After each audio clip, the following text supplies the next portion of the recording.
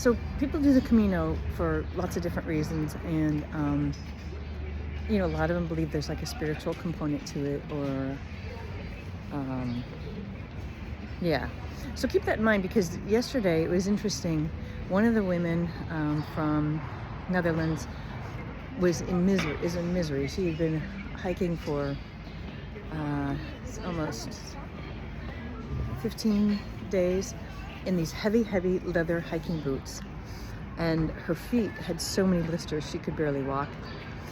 And I was talking to her, and she said that she is hiking alone, and she goes, because I wanted my mind to clear, but my mind just doesn't stop clearing.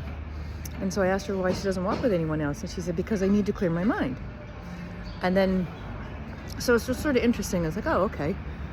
And then we were talking today about, we were in Santander today, which is a beautiful place, but the walk out of Santander to our next stop is all industrial.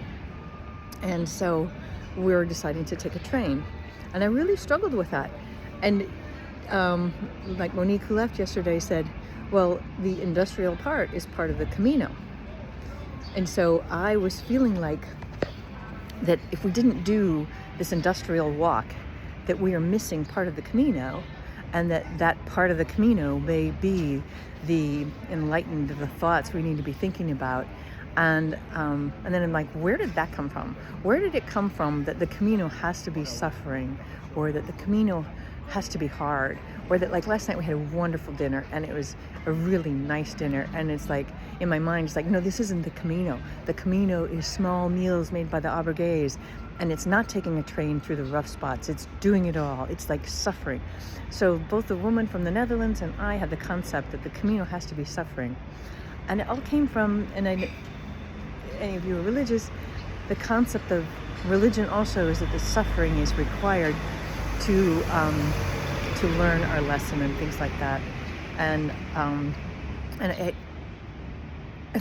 there's this guy in our last brigade who's from Ireland, and he said, this is the year of the Jubilee. So people, if you make it to Santiago and go to the Mass and confess, all of your sins will be forgiven, and your sins in the future will be forgiven too. And it's like sins and suffering is what the Camino is about. And I don't think so. I think the Camino is about moments that matter, and encounters, and reflecting on where our thoughts about the world and life come from, and are they real, and are they ours?